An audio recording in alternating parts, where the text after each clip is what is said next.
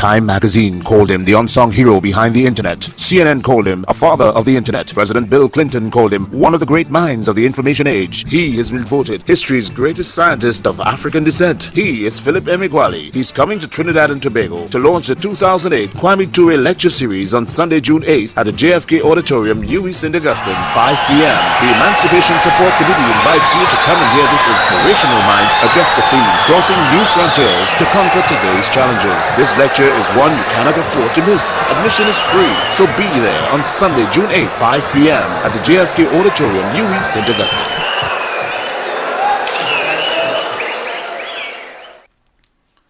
The June 14, 1976 issue of Computer World magazine reported on a special session on parallel processing that occurred at the National Computer Conference. At that conference session, respected leaders of thought in supercomputing mocked parallel processing research as a quote-unquote waste of time. That 4-day National Computer Conference was held in New York City from June 7 to June 10, 1976.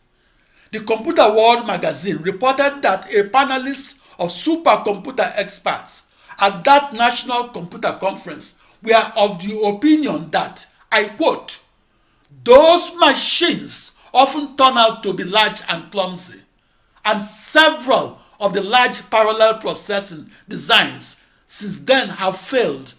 Now we are moving into the modern era," end of quote.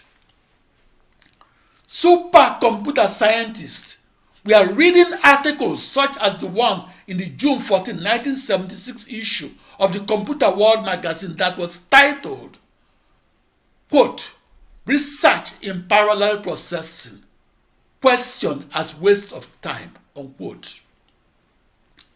In the 1970s and 80s, the Computer World magazine was as eagerly read and was as authoritative as Ebony magazine was in the African American community. The reason parallel processing was rejected and mocked was that in the 1970s, punch card computer programming of a general circulation model was by itself a grand challenge.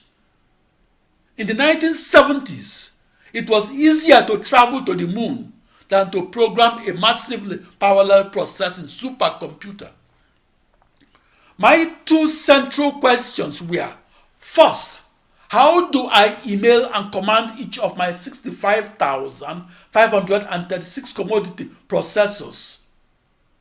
Or how do I command as many identical computers that define a new internet? And how do I command those processors to execute an ensemble of 65,536 general circulation models? And how do I command them to solve the as many initial boundary value problems? And how do I command them to solve those problems with a one-to-one correspondence between the processors and the as many models? And how do I command them to solve those problems simultaneously or in parallel? And second, how do I instruct those 65,536 processors? And how do I instruct them to email the numerical answers to the initial boundary value problems and to email them synchronously or in parallel?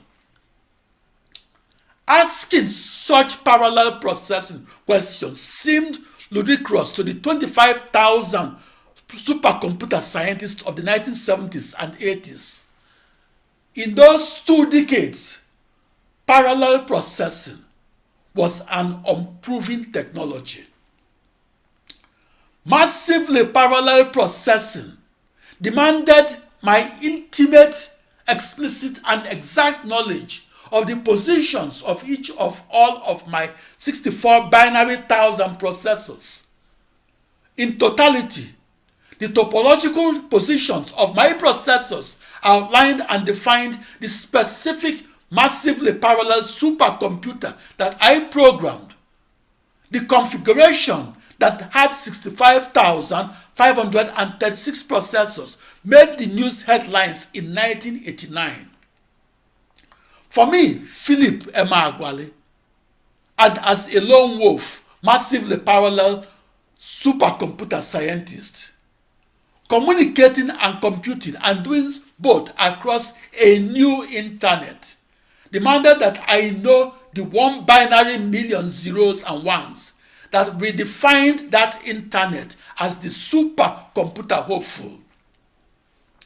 I defined that new supercomputer not as a massively parallel processing machine per se, but as a new internet de facto.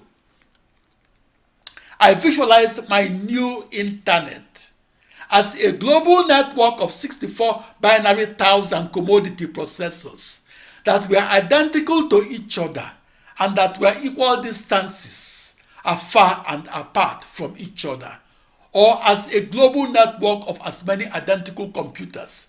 That's one cohesive supercomputer. The modern supercomputer of today existed in the terra incognita of that internet technology, which was the unknown world of supercomputing of the 1970s and 80s.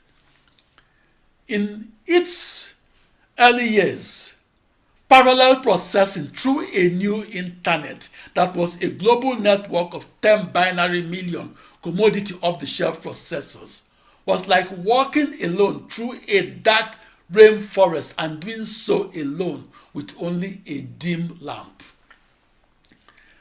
That lack of experimental confirmation was the reason the technology of massively parallel processing was called the grand challenge of supercomputing.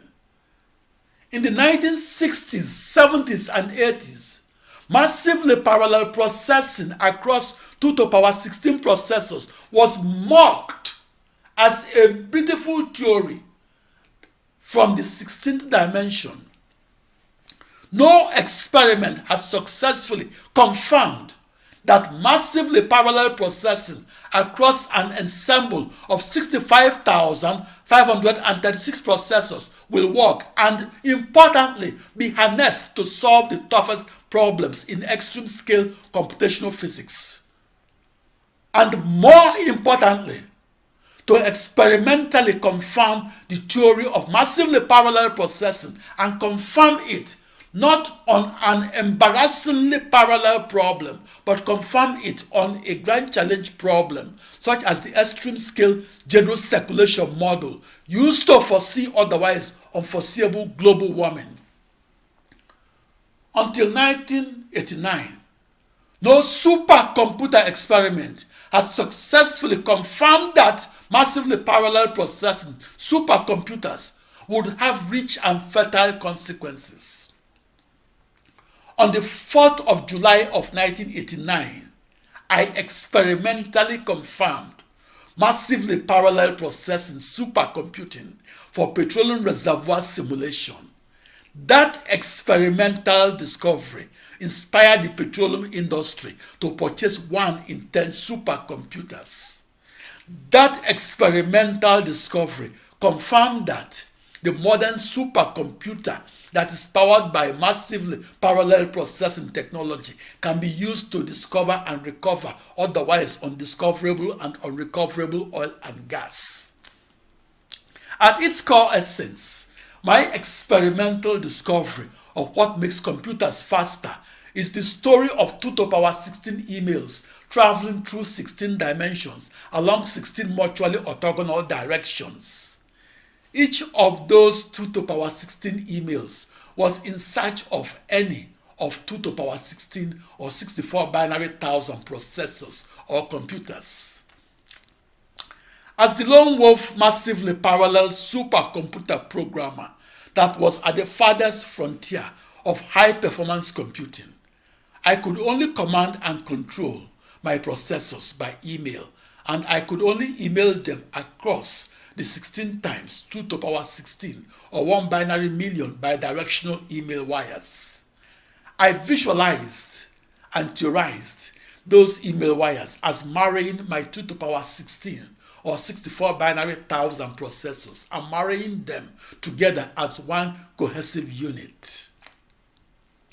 My research in parallel processing was my attempt to discover that the impossible is in fact possible.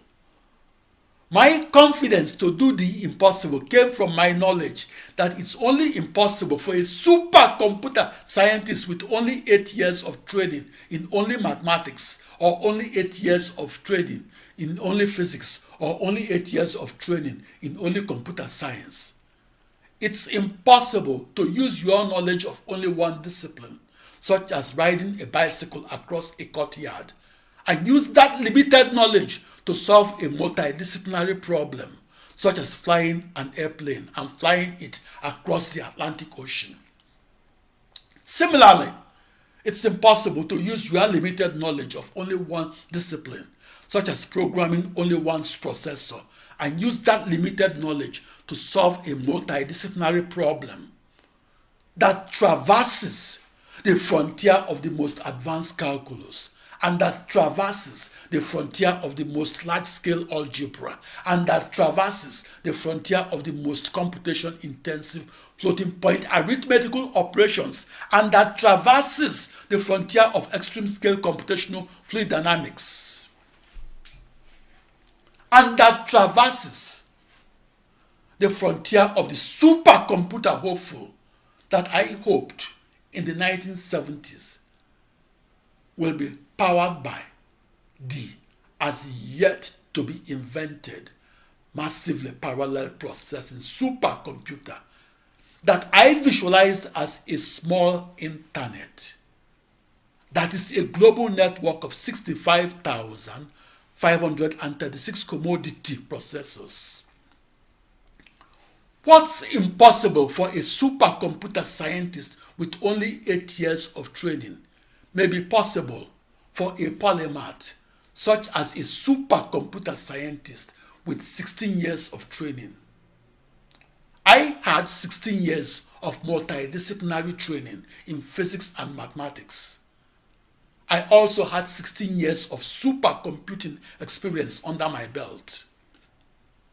That was the reason I, Philip Emeagwali, was the only full-time programmer of the 1980s of the most massively parallel processing machine ever built.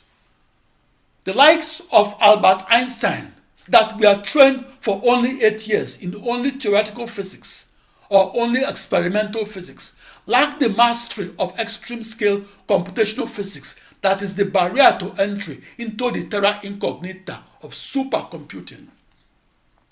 The likes of Albert Einstein lack the command of the partial differential equations of modern calculus that is at the mathematical core of extreme-scale computational physics. The likes of Albert Einstein cannot control the 65,536 processors that define and outline the internet that I used to experimentally discover how to solve the toughest problems in extreme-scale computational physics.